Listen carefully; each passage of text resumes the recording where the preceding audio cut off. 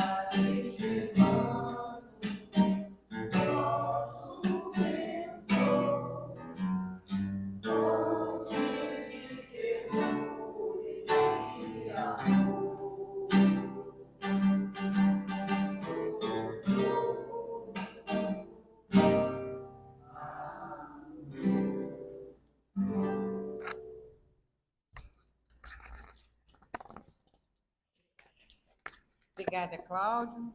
Vamos fazer agora uma página de abertura para harmonizarmos o ambiente. E é do livrinho aqui, Episódios Diários, mensagem de nossa querida Joana de Ângeles, recebida pelo saudoso, né, Divaldo Franco. Tem como título O Cansaço.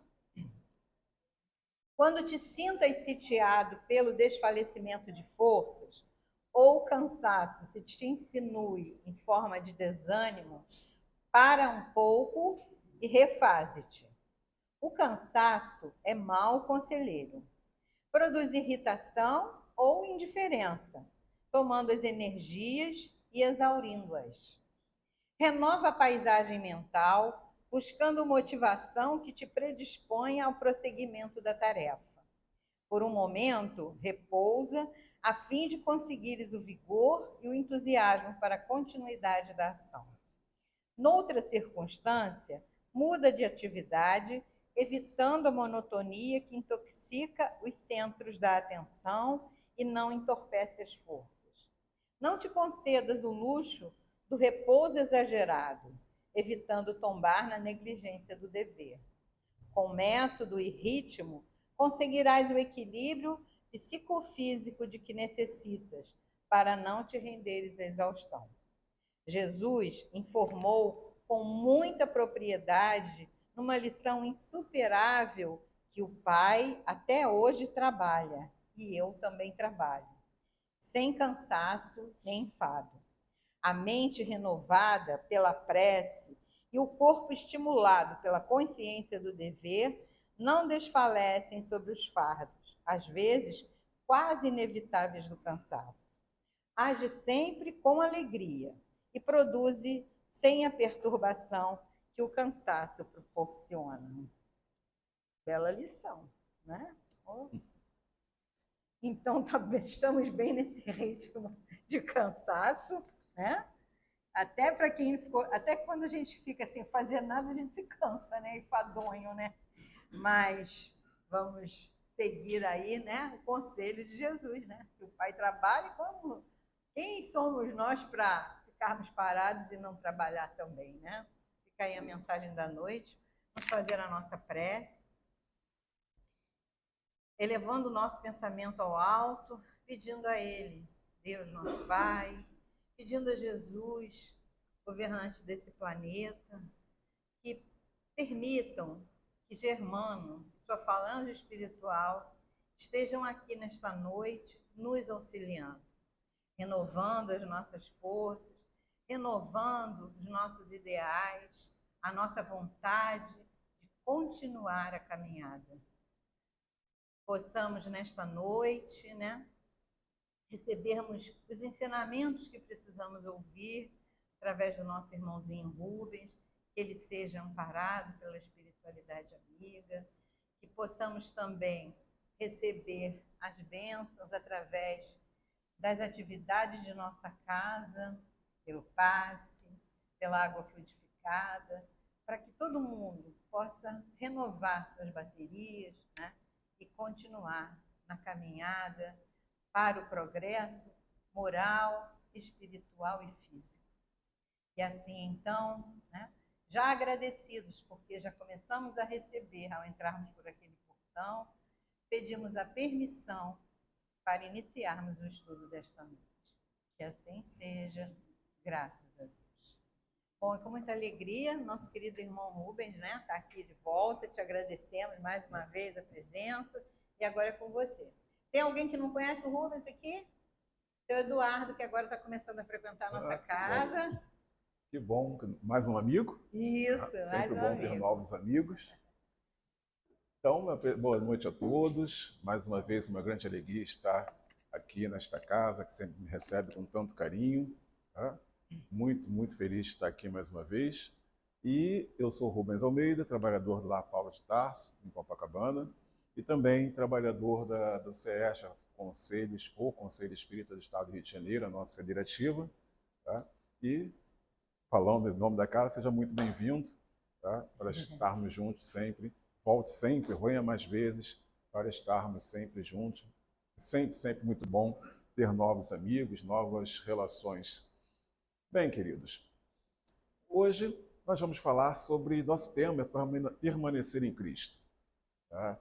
É sempre uma grande alegria quando tem a liberdade de escolher um tema, que eu gosto muito, muito mesmo de falar sobre o Evangelho, gosto muito de falar sobre o Cristo, até pelo momento que estamos passando, até para as situações e os acontecimentos que, desde um bom tempo, têm se manifestado, e que é uma previsão do Cristo, tá? Porque Jesus, lá no Sermão Profético, ele vai dizer, ele vai colocar várias coisas, tá? Entre algumas coisas que ele diz, fala de algumas questões da natureza, enfim, mas ele coloca e se toca em dois pontos sociais, quando ele fala que pai brigaria com filho, filho com pai, tá? Dentro das suas próprias casas, e que nós cristãos seríamos perseguidos. Ele diz isso de uma forma clara, direta.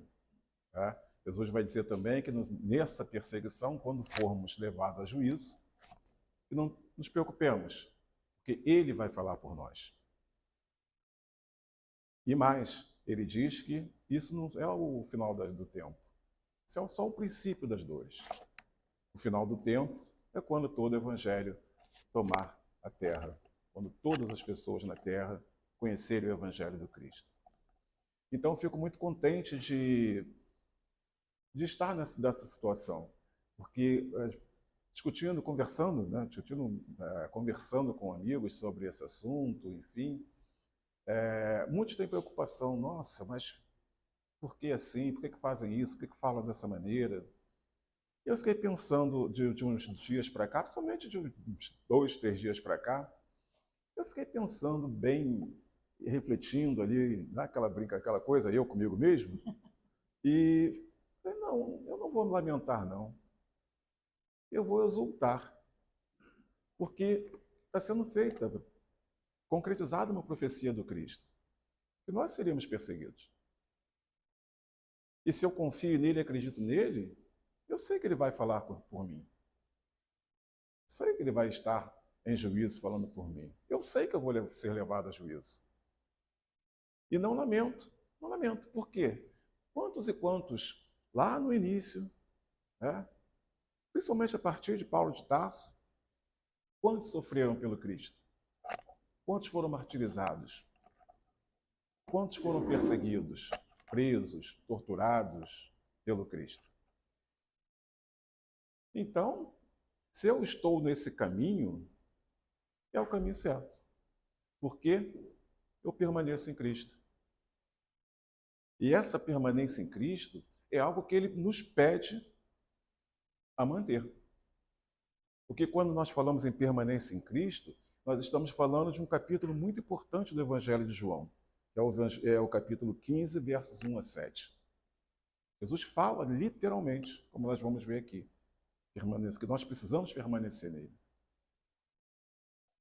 E fazendo um pequeno parênteses, é interessante, do que nós vamos falar aqui, conhecermos uma coisa. A ciência nos diz, agora me fugiu o número exato, mas a ciência nos diz que para ter vida na Terra, são necessários 120 e tantas elementos e ações.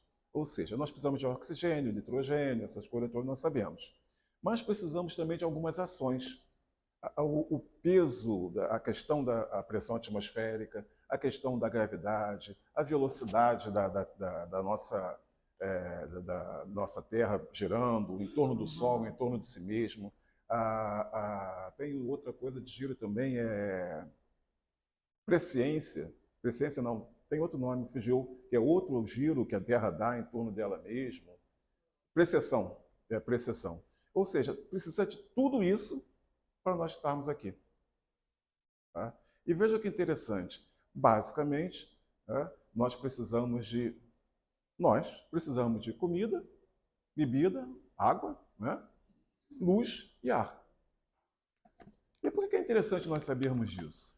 Porque quando nós vamos falar em permanecer em Cristo, nós temos que lembrar que Jesus, aqui no Evangelho de João, ele vai dizer por 7 vezes, ele vai iniciar um discurso dizendo, eu sou.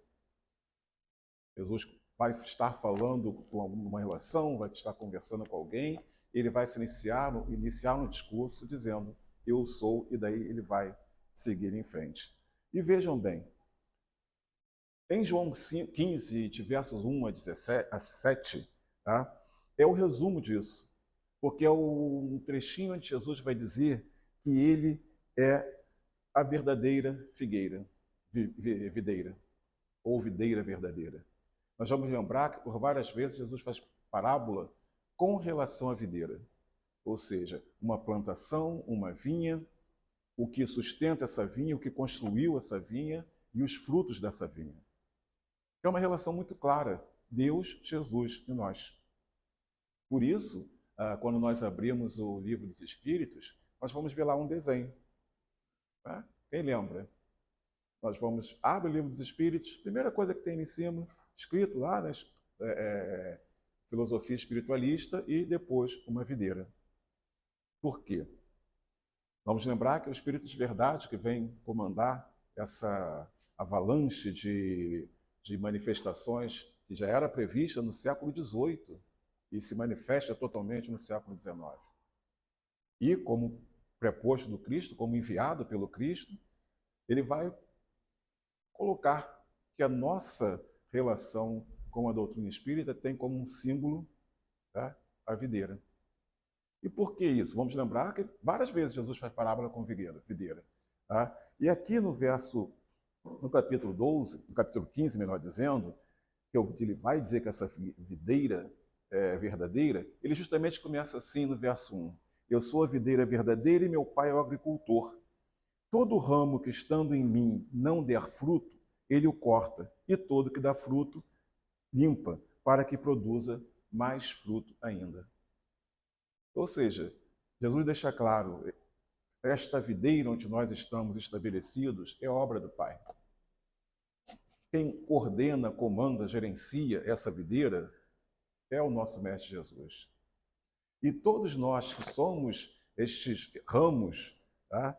Somos esse fruto, esses ramos que vão dar frutos, precisam dar frutos. Se nós não dermos, palavras do Cristo, o Pai vai tirar. E se nós dermos fruto, cada vez mais vamos estar limpos para produzir cada vez mais frutos. É Jesus fazendo essa amostragem da ideia do que é o nosso planeta, do que é a nossa morada. Vou resumir para vocês. Ele avança um pouquinho e vai dizer o seguinte, aí sim, no verso 4, essa beleza que Jesus diz: permanecei em mim e eu permanecerei em vós. Como não pode o ramo produzir fruto de si mesmo, se não permanecer na videira, assim vós podeis dar, se não permanecerdes em mim. Tá? Jesus diz, estejam comigo, eu vou estar com vocês, porque vocês não podem produzir sem estar ligados à videira. Por mais que nós possamos tentar, ou até imaginar, ou termos a arrogância que nós podemos fazer isso ou aquilo, é sempre bom lembrar, o que nós podemos fazer sem a graça divina? Aquela coisa básica, se Deus não quiser, a gente levanta da cama de manhã? Não, né? Eu tenho convicção que não. É só lembrar quando Jesus faz a parábola do insensato, do rico insensato. O que ele diz? O rico está lá, cuidando da sua vida, produzindo muito, criando silos, cofres, e ele diz, agora estou bem, sou rico, tenho tudo, tudo guardado, tudo amealhado, nada me afeta, sou jovem, saudável, todo feliz da vida. E Jesus vai dizer para os apóstolos, para os discípulos, é um insensato, porque hoje o Pai vai buscá-lo. Ou seja, é a graça divina se manifestando constantemente em nossas vidas. E nós não podemos esquecer de maneira nenhuma que sem essa ligação com Cristo, é da mesma forma.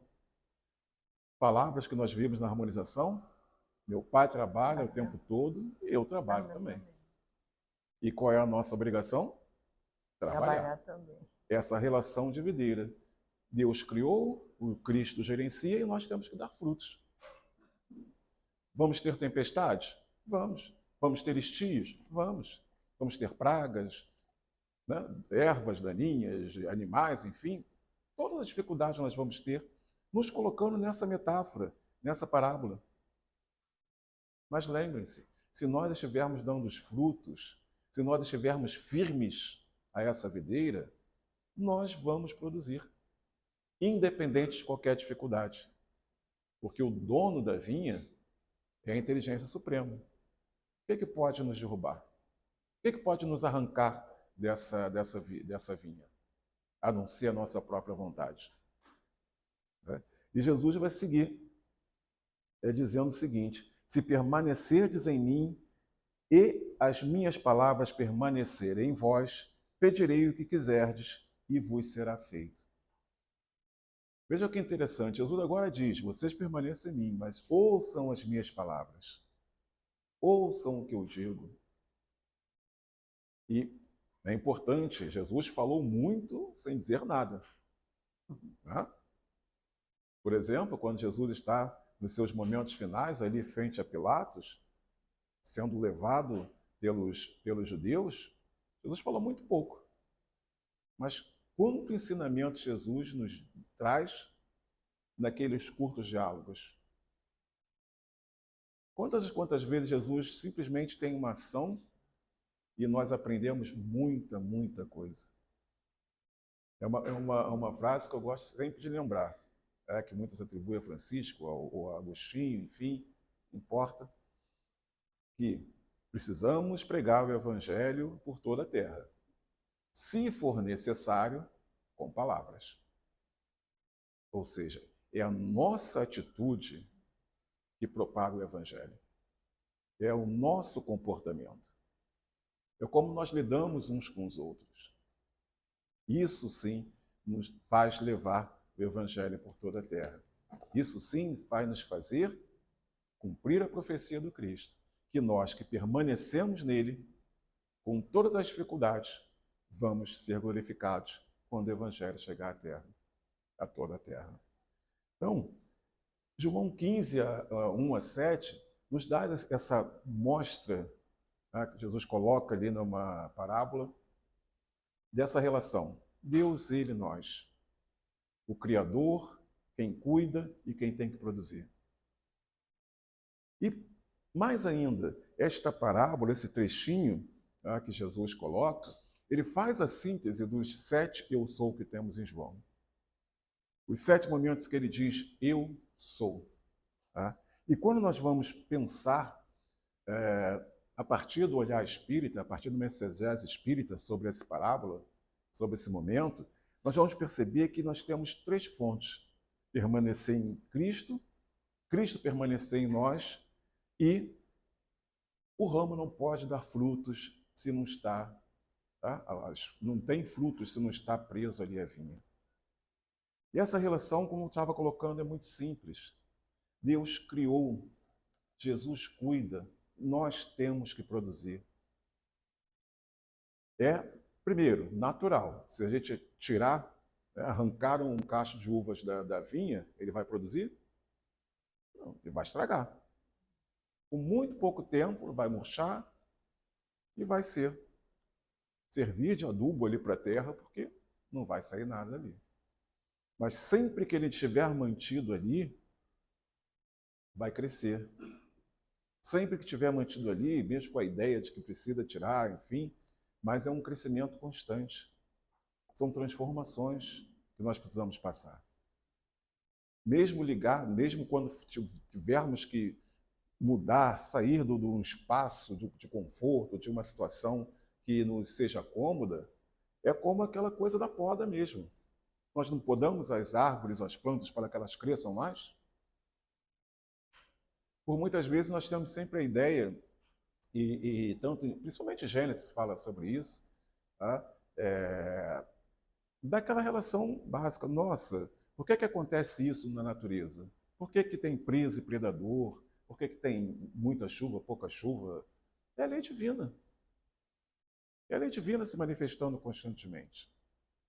E nós precisamos estar sempre com a ideia que estamos inseridos nela e que nós não podemos sair da lei divina. Nós não podemos nos dar o direito, né, de pensar que não preciso seguir a lei divina, não preciso ouvir o Cristo. Eu faço o que eu tenho a ideia de fazer, o que eu percebo que é melhor para mim e sigo em frente. Normalmente isso não dá certo, né? Normalmente não dá. Eu sempre lembro de uma frase de um professor que eu tive, que ele dizia, e outros anteriores já diziam isso, que o único castigo que Deus dá a cada um de nós, o único, é deixar que a gente siga a nossa vida sozinho. Quer dizer, acha que segue a nossa vida sozinho. E castigo é com muitas aspas. Tá? Deus jamais castigaria qualquer um de nós de maneira nenhuma. Mas vejam, Deus permite. Olha, você não quer seguir a lei divina? Deus impede que nós tenhamos nossas escolhas? Deus nos deu o livre-arbítrio. Né? O que os espíritos dizem quando Kardec pergunta por que nós sofremos? Os espíritos, de forma muito simples e direta, dizem: vocês só sofrem porque se afastam da lei de Deus. E muitas vezes já tive até a condição de perguntar: mas eu sigo a lei de Deus, estou tentando pelo menos seguir a lei de Deus, mas sofro isso, sofro aquilo, tenho doença, estou com dificuldade financeira, dificuldade isso, aquilo. Sim, óbvio, que bom que nós temos dificuldades. Porque são nas dificuldades que nós crescemos. Eu nunca vi nada progredir por facilidade. Isso é contra a lei da natureza. A pressão, os atritos, é isso que burila o nosso espírito. É aquela questão básica. se eu estou com a vida absolutamente tranquila e em paz, não tem problema financeiro, não tem problema amoroso, de família, nada. Eu penso em Deus. Difícil, né? Está tudo tranquilo, tudo em paz. Hã? Quando é que a gente pensa em Deus? Quando dói, né? E não é porque Deus quer que nós tenhamos sofrimento. Deus quer que nós simplesmente estejamos sob a sua lei. Deus quer, pura e simplesmente, que nós tenhamos contato com Ele. Vejam bem, lá no iniciozinho, quando Adão e Eva cismaram, aquela coisa, eu faço do meu jeito e vai dar tudo certo. E não dá. Né? Eva e Adão cismaram de fazer do jeito deles, deu errado, foram expulsos do paraíso, não foi? A primeira providência, a primeira ideia de Deus, quando expulsam, esses dois são expulsos do paraíso, é fazer retorná-lo. É fazer que a representatividade, a representação da humanidade, através de Adão, retorne. Pensem no seguinte, Deus nos criou, tá? Vamos lá, pensar no criacionismo. Tá? Deus nos criou lá Adão e Eva, enfim, tudo que a ideia que ele tinha ali de paraíso, de mundo, enfim. Ele criou Adão e Eva para sofrer? Não, né? Não tinha sentido nenhum. Por isso a ideia de paraíso é um lugar absolutamente maravilhoso, perfeito. É isso que Deus quer para todos nós. Então, quando eles têm essa ação de se distanciarem de Deus, eles vão sofrer, tá? Vão viver as suas vidas e tudo que advém disso. Mas o plano de Deus é fazer com que todos nós retornemos a esse paraíso. Ou seja, retornemos a ter contato direto com Ele. Por isso, Deus vai instituir o templo, por isso Deus vai instituir as leis, para que nós pudéssemos ser santificados, estarmos puros para estar na presença dEle. Ou seja, é um processo constante, desde o início até hoje, vai estar futuramente, desta busca de Deus, com todos nós tenhamos contato com Ele através de Cristo Jesus, como diz Paulo de Tarso. Paulo de Tarso tem uma frase que é muito bonita, quando ele vai dizer, lá no capítulo 5 da Carta aos Romanos, que agora que temos paz com Deus, ou seja, agora que nós somos estes renascidos em Cristo, através do Cristo, nós podemos seguir em frente. Porque estamos em paz com Deus. E essa paz com Deus é absolutamente ligada, ela está totalmente atrelada a permanecermos em Cristo. Pode surgir a seguinte pergunta: mas a pessoa lá do outro lado do mundo não conhece Cristo. Essa pessoa vai ser dispensada, vai ser, enfim. Não, a questão não é exatamente ali, literalmente. Porque quando nós vamos lá para o outro lado do mundo, nós vamos ter religiões que podem não reconhecer Cristo como esse Salvador, como esse modelo e guia. Mas quando nós vamos ver a filosofia, é exatamente a mesma do Cristo. De amor, de justiça, de verdade, humildade, caridade. A diferença é que em determinado ponto do mundo, a nossa tradição judaico-cristã helênica não chegou ainda. Então, é essa ideia de estarmos constantemente com Cristo. E daí vem toda esta condição do eu sou. Como eu brinquei com vocês, nós temos cento e tantos elementos, tá? e situações para estarmos aqui, sermos seres vivos aqui nesse planeta, para esse planeta funcionar, e então, algumas coisas básicas, naturais. E isso está inserido diretamente no eu sou de Jesus. Porque primeiro Jesus vai dizer o seguinte: nós não precisamos de comida para viver? Jesus lá em João 6,35 vai dizer: eu sou o pão da vida. Aquele que se alimenta do Cristo, desse alimento espiritual, nunca vai ter fome. A essência do alimento, do pão que Jesus é para cada um de nós, nos sacia absolutamente.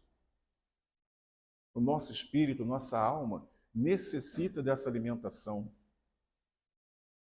Da mesma forma que o nosso corpo necessita da alimentação material. E Jesus deixa muito claro, é o primeiro dos eu sou, necessidade. Eu sou o pão da vida, se alimentem de mim. Busquem em mim estar saciados. Busquem em mim esse necessário ciclo de... É como uma bateria, né? Caiu um pouquinho, vai lá e alimenta novamente. E quer dizer isso? Eu preciso constantemente estar em conexão com Cristo. Quando nós falamos, vimos aqui, Pai trabalha, Ele também. Jesus está dizendo aqui, permaneça em mim, que eu permaneça em vocês. Ou seja, essa ligação absolutamente constante que nos alimenta. Não tem aquela coisa, por exemplo, é que agora está calor, né? Mas muito no frio que a gente fala, né? Tá aquele frio, a gente chega em casa, toma uma sopinha, aquilo nos reconforta. Né?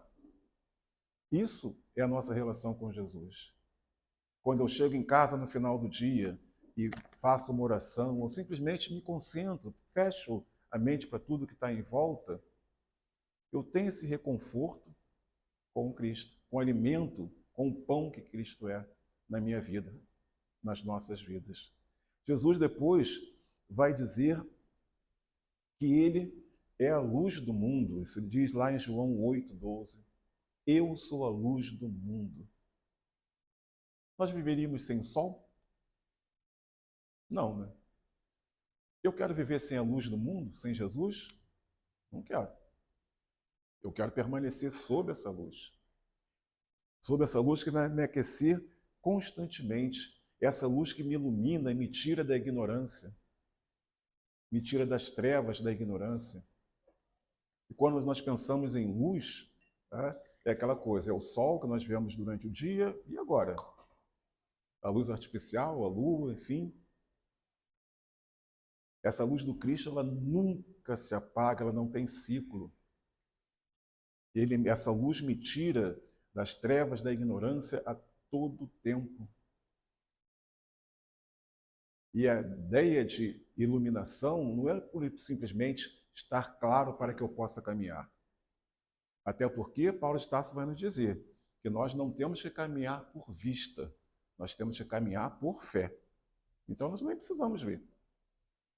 Mas eu sei que aquela luz está ali me aquecendo, me iluminando e me guiando. Jesus é a luz do mundo. Necessariamente precisamos estar com Ele.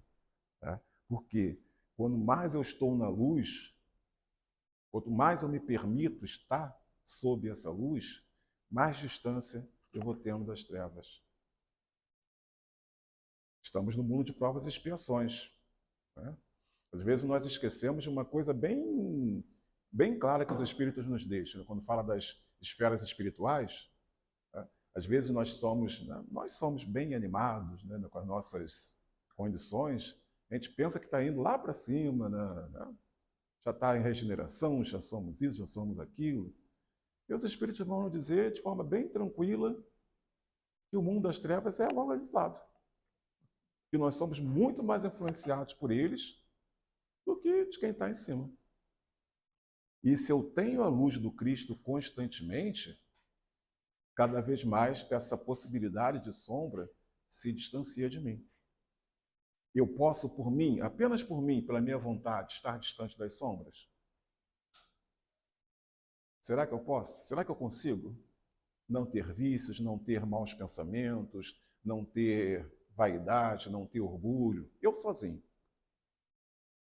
Eu cheguei no ponto da vida que eu tenho certeza que não. Eu preciso estar sob a luz do Cristo para me auxiliar a estar distante destas situações que vão me levar a trevas, à escuridão. Depois Jesus vai dizer, eu sou a porta das ovelhas. Jesus diz, em um determinado momento, vim para as ovelhas perdidas do meu Pai. E aqui ele diz, eu sou a porta dessas ovelhas, é por aqui, passando por mim, que vocês voltam para o aprisco do Pai. Como eu falei para vocês, o plano de Deus é que a humanidade retorne ao paraíso, retorne a Ele. Por isso, um dos 10 mandamentos é a contemplação no dia de sábado. É a conexão com Deus. Não é para que a gente não trabalhe para descansar, porque trabalhou 6 dias demais, precisa descansar no 7º. É para lembrarmos da criação e estarmos em condição de contemplar a obra divina. Termos esse tempo na nossa vida para contemplar a obra de Deus. Que é isso que ele fez. É isso que ele queria, quando ele cria todo o mundo no início, paraíso, no 2º capítulo. Que nós estejamos em contemplação com ele da sua maravilhosa obra. E lembre-se, né? Trabalho o tempo todo. O tempo todo. Não é uma questão do descanso físico, é a questão de tempo para o trabalho espiritual. Porque vamos pensar, falamos também do cansaço na leitura, não foi? Foi. Nós vivemos cansados no mundo de hoje. Porque você tem que produzir, você tem que ser proativo, você tem que fazer isso, você tem que fazer aquilo, a sociedade quer que você haja dessa maneira, outra parte da sociedade quer que você haja de outra maneira, o seu patrão, o seu chefe de um jeito, o governo do outro, a família do outro. Isso traz um cansaço. Porque qual de nós aqui atende a todas as demandas que nós temos no mundo de hoje? Tudo que tem que fazer, nós fazemos. Será que dá tempo? Não dá tempo, né? 24 horas por dia. Né? Quem tem mais dificuldade vai dormir 5 horas, 6 horas por dia. Mas vamos tirando a conta, aquele tempinho para se alimentar e tal. Quando a gente vai ver, o tempo que nós temos para essa produção vai estar nos exaurindo, porque eu preciso fazer mais, eu tenho que fazer mais, é a minha obrigação fazer mais. Tá bom, ok. O que vai te levar a isso? É o que eu sempre brinco com os amigos, né? Até esses dias eu estava falando com uma amiga minha. Ai, trabalhei pra caramba, tive que fazer isso, tive que fazer aquilo. Vai ficar rica? Trabalhando 12 horas, 14 horas por dia? Não vai. Vai ficar doente? Vai. Vai gastar dinheiro com remédio? Vai. Então, gente, é uma questão de raciocínio.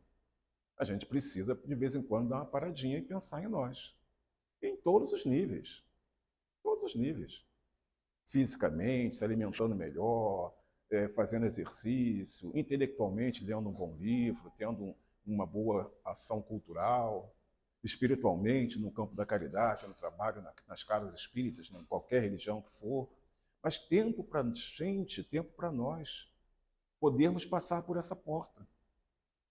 Senão, não faz sentido. Jesus está ali, né? Ele diz, eu sou a porta das ovelhas, mas eu, ovelha do Cristo, perdida, não tenho tempo de passar por ela. Então, precisamos desse tempinho, precisamos dessa condição. Depois ele vai dizer, eu sou o bom pastor. Eu sou o bom pastor, porque além da porta, ele é o pastor, ele que vai cuidar, ele que vai buscar as perdidas, ele vai cuidar das que estão ali. Ele que vai evitar que o ladrão venha e roube as ovelhas. Ele que vai estar cuidando para que essas ovelhas cresçam. Porque essa relação é bem interessante, porque o pastor, naquela época, era uma ação muito, muito dura, mas muito, muito bucólica, no sentido que as ovelhas conheciam mesmo o seu pastor, podiam estar longe. Elas conheciam, sabiam que tinham que retornar àquele ponto, sabiam quando esse pastor chegava. E é assim que nós precisamos estar nessa permanência. Compreender e entender a palavra do Cristo, a voz dele nos chamando, a sua ação em nós. Sabe aquela coisa que nós conhecemos tão bem, que é a intuição? Aquela coisa que às vezes nós estamos fazendo uma força para fazer alguma coisa por um lado, mas já está aquela coisinha ali no nosso ouvido, vai para o outro. Mas nós, teimosamente, nós vamos pular de lá. E isso eu falo porque eu já fiz isso. Hoje em dia, tento não fazer ao máximo. Mas tem uma situação na minha vida que foi muito interessante. Eu passei meses lutando para ter um determinado documento.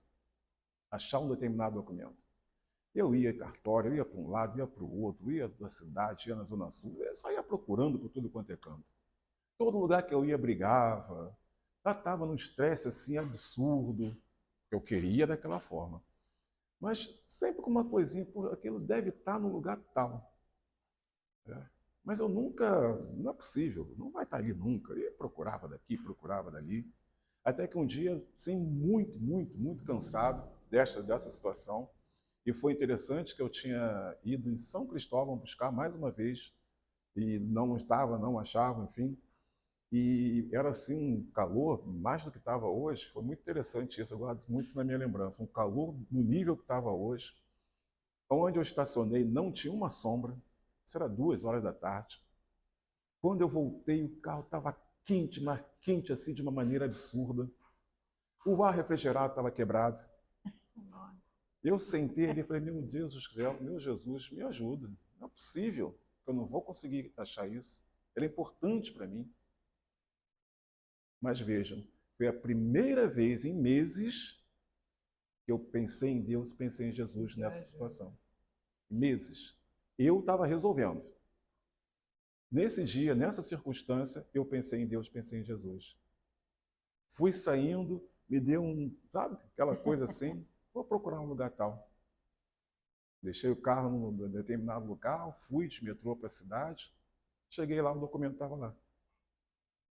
Mas sim, de uma maneira absolutamente impressionante. Cheguei, boa tarde, já estava estressado, mas dei boa tarde, porque tem que ser educado, não pode deixar de ser educado.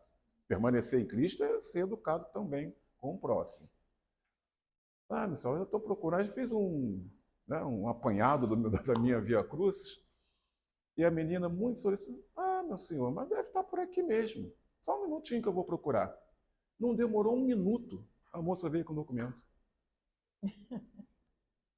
Por quê? Porque durante meses eu achei que eu resolveria. Em um instante que eu pedi para Jesus resolver para mim, resolveu-se. Porque eu ouvi, eu senti, eu me permiti, eu abri meu coração. E dessa maneira, esse pastor me fez passar pela porta correta para estar na melhor condição possível. Aí muitos podem pensar, é milagre? Não. Não, porque estava o tempo todo, eu tinha o tempo todo uma ideia assim, será que está dessa maneira? E ainda falava, não é possível. Eu dizia que não era possível. Então, é ter essa ideia que Jesus é esse bom pastor, porque ele nos guia constantemente. Ele nos leva aonde nós precisamos ir. Mas ele só nos leva porque estamos permanecendo nele. Porque estamos ouvindo a voz dele. E lembre-se que ele diz, em João 15, de 1 a 7, se ouvires as minhas palavras, eu permaneço em vocês. Ou seja, se nós ouvirmos, principalmente o mandamento maior, que Jesus diz, apesar de vir do tempo de Moisés, amar a Deus sobre todas as coisas e ao próximo como a si mesmo, gente, que vida maravilhosa eu teria. Com adendo, amar a Deus sobre todas as coisas, de todo o seu coração, de toda a sua alma, de todo o seu entendimento. Porque amar a Deus não é uma questão aleatória. Eu amo hoje, mas não amo amanhã. Eu amo a Deus, mas Deus está lá, eu estou aqui. Eu amo a Deus, mas é aquele Deus de cabelo branco, barbudo, de cara amarrada. Não, eu preciso sentir Deus no meu coração. Eu preciso sentir Deus na minha alma, agindo na minha alma. E eu preciso entender Deus. É impossível entender Deus? Não. Claro que não. Nós temos o Cristo, não temos? Nós temos as Escrituras, nós temos Paulo de Tarso, nós temos os patristas, Tomás de Aquino e tantos outros, Agostinho, tantos outros, veio a doutrina espírita nos esclarecer dentro da nossa possibilidade, dentro da nossa capacidade, que é Deus.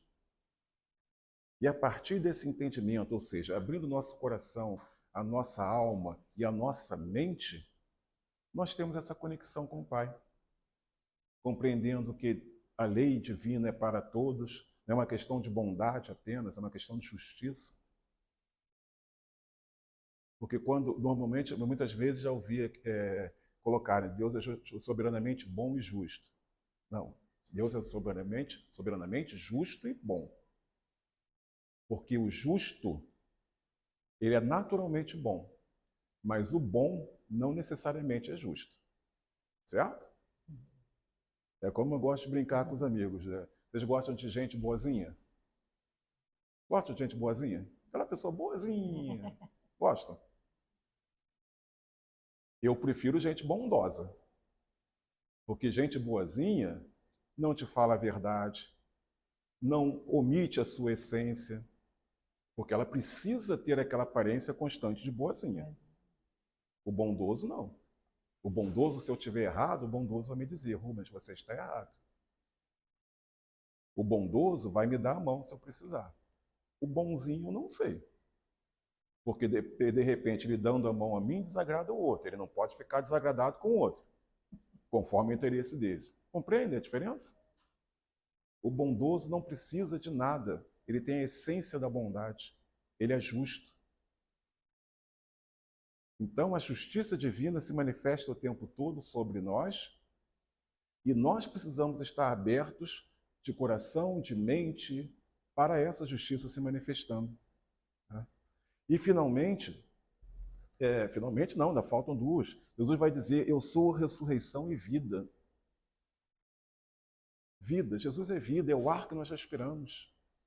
Paulo Tarso vai dizer que nós morremos quando Jesus é batizado e renascemos quando Jesus ressuscita. Simbolicamente, óbvio. Por quê? Quando Jesus é batizado, é como a ideia que nós temos, saímos desse pecado, chegou o nosso Redentor, chegou aquele que vai nos tirar, tá? Aquele que tira o pecado do mundo. E quando ele tem todo o seu processo até a ressurreição, nós todos temos a nossa ressurreição com Cristo. Todos nós voltamos à vida. Porque a ressurreição é o marco maior de toda esta missão que o Cristo veio. Não é a crucificação em si, mas a ressurreição. Porque se Jesus não ressuscita, nós não estaríamos aqui. Pensem no seguinte, quando Jesus é crucificado, muitos têm essa ideia, né? O grande coisa foi a crucificação. Tá, mas Jesus foi crucificado, o que aconteceu depois? Todo mundo escondido. Todo mundo com medo. Não foi assim? Os futuros apóstolos, os discípulos. Por quê? Poderiam ser eles depois. Mas quando Jesus retorna, vejam o vigor que traz, a vida que trouxe a esses homens. E eles só fazem tudo o que fizeram posteriormente, os 11 mais Paulo de Tarso e tantos outros, porque Jesus foi a ressurreição e a vida deles. Imaginem sem Jesus, se aqueles homens iriam sair pelo mundo plantando igreja, sendo tratados da forma que foram, sem a fé em Cristo. E a fé vem da ressurreição, a fé vem da vida. E, finalmente, agora sim, finalmente, tá? Eu sou o caminho, a verdade e a vida. Eu sou o caminho, a verdade e a vida, ou seja, Jesus é tudo. E ele faz ainda um complemento. Ninguém vem ao Pai se não for por mim. Sempre que vocês ouvirem esse trechinho, às vezes vocês vão ouvir ninguém vai ao Pai. Não, ninguém vem ao Pai, porque Jesus está com o Pai. Se ele está com o Pai, não é ir para algum lugar, é estar ali, porque o Pai está ali. E se eu estou permanecendo neste, que é o caminho, a verdade e a vida, eu vou estar em paz com Deus. Eu vou estar em paz comigo mesmo. Porque eu permaneço em Cristo. Porque eu permaneço, a minha essência permanece, uma essência cristã, uma essência de busca de verdade, uma essência em busca de justiça. Vocês vão notar, quando nós estudamos mais a fundo as palavras do Cristo, as parábolas, tudo que ele diz, tudo é baseado em verdade e justiça. Tudo às claras, tudo direto, tudo claro, mesmo falando em parábolas, mas é verdade. E é ação de justiça. Pensem em alguma coisa que Jesus disse que não é uma verdade absoluta. Qualquer coisa que vocês imaginarem. E olha que já passaram-se 2000 anos, quantas coisas que foram ditas há 500 anos que hoje em dia não são mais verdade? Quantas coisas que nós ouvimos há 10 anos atrás que hoje em dia não é uma verdade? Né?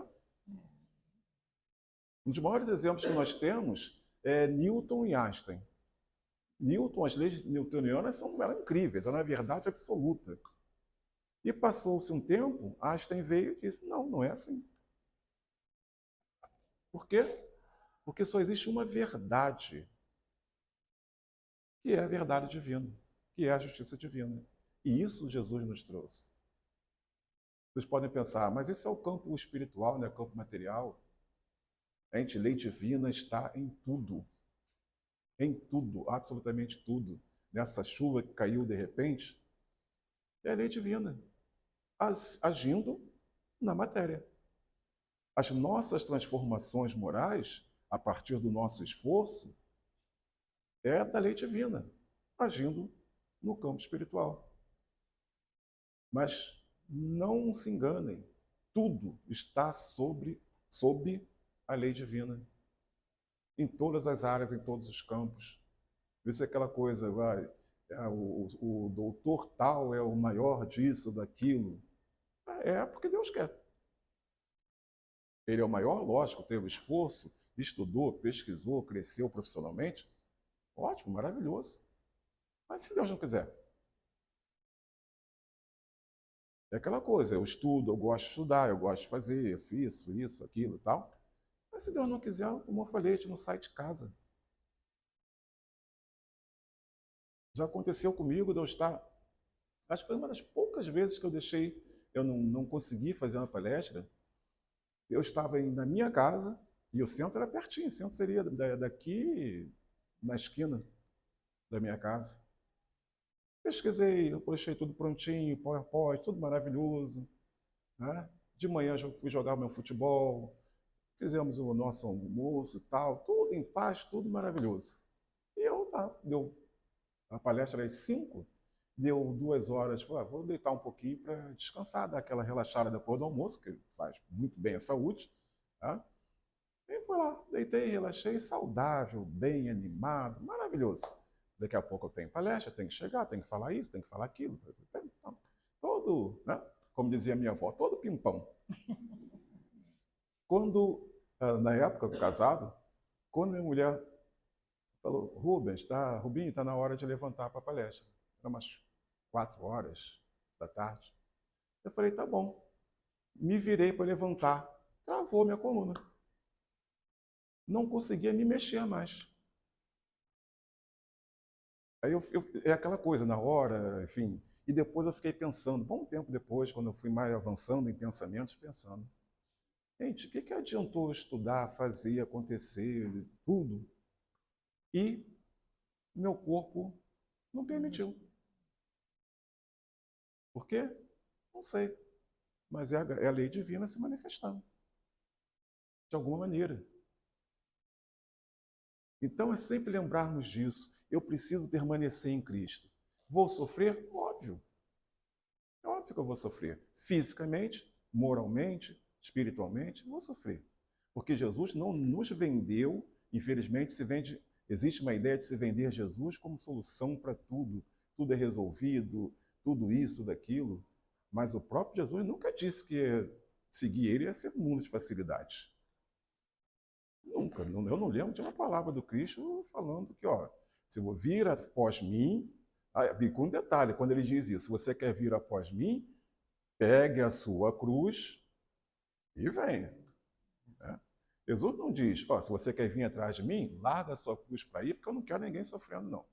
Vem aqui do meu lado, que vai ser tudo um mar de brigadeiro. Não, Jesus manda, pega a sua cruz. Porque é necessário. Porque se eu não lembrar das minhas dificuldades, se eu tivesse esse orgulho de não olhar em volta, essa arrogância de não perceber as minhas falhas, me colocar como eu, é aquela coisa do egoísmo e do orgulho. O orgulho é a construção do eu, e o egoísmo é a manutenção do eu. Tá? Eu tenho orgulho de ser o que eu sou isso, eu sou aquilo, eu faço, eu aconteço, e me mantenho egoísta para manter essa visão. essa aparência. Não, eu preciso ser humilde para reconhecer que eu erro. Eu preciso ser humilde para perceber como vocês estão me vendo. Como vocês estão me olhando? Como vocês estão percebendo a minha atuação, o meu comportamento? Isso é humildade, para que assim eu possa melhorar. Para que assim eu possa perceber onde eu estou falhando. Eu sou perfeito? Não. Alguém aqui é perfeito? Não. Mas se ficarmos fechados na caixinha do orgulho e do egoísmo, nós não vamos corrigir nossas imperfeições. Nós não temos nenhuma base, nenhuma condição de avançar se não for a partir do todo. Lembre-se que Agostinho vai dizendo na pergunta 919, ele vai dizer para a gente perguntar se fez o bem, se pergunte, no final do dia, Agostinho vai dizer, chega no final do dia, faz um inventário, faça algumas perguntas a você mesmo, honestas, e responda de maneira honesta. Tá? Sempre bom lembrar disso, responde direito. Tá? Que é aquela coisa, a gente fica ali, fiz. Ah, fiz sim. Não, direitinho. Perceba bem. Deu bom dia quando entrou no Uber, quando entrou no ônibus, o motorista? Se não deu, já está errado. Não é isso? Por quê? Relação. Caridade não é simplesmente pegar alguma coisa e dar para o outro. Caridade é como você se comporta com o outro. E entre dentro disso, é dar bom dia, boa tarde, boa noite, perguntar se a pessoa está bem, dar um sorriso, dar um abraço. Se tiver alguma dificuldade, ter paciência para ouvir. Às vezes dá aquela coisa, mas meu chefe falou isso, falou aquilo. Ouve. Perceba as questões, perceba as circunstâncias. Porque às vezes é aquele negócio, eu estou certo? Posso estar certo. Mas o outro que está em uma situação que eu não estou aceitando bem, pode ter suas necessidades, suas obrigações. E eu preciso compreender, preciso entender. Até para poder conversar. Porque se eu já de cara não entendo, não aceito, já me fecho, como é que se acerta as coisas? Então a importância, essa permanência em Cristo, é muito dessa questão de como nós estamos nos reconstruindo, de como nós estamos avançando em nossos pensamentos, no nosso comportamento. Tá? E, com certeza, permanecendo em Cristo, nós vamos ser, sim, humildes, nós vamos ser caridosos, nós vamos cumprir tudo que Jesus nos ensinou, de forma absolutamente natural, porque é lei divina. A lei divina é que eu seja caridoso. O egoísmo é o afastamento da lei divina. A lei divina é que eu seja aquela pessoa humilde. O orgulhoso é o afastado da lei divina. Então, a ideia e a mensagem é que permanecemos com Cristo, estejamos sempre com Ele, porque Ele vai estar sempre conosco e Jesus estando conosco, nós estamos em paz com Deus. Muito obrigado, queridos, e que a graça do nosso Senhor Jesus esteja sempre com todos nós. Obrigada. Nós é que te agradecemos, Ruzinho, pela palestra da noite. Fica aí a mensagem, né? Excelente mensagem para os nossos internautas. Não esqueçam de compartilhar, de dar o like, né? Para que não morra esse conteúdo espírita. Porque a gente sabe que tem essa coisa aí, né? Do algoritmo, tudo. E se a gente não clicar lá, ninguém daqui a alguns anos lá para frente não vai lembrar das palestras do SEAB. Então, não esqueçam.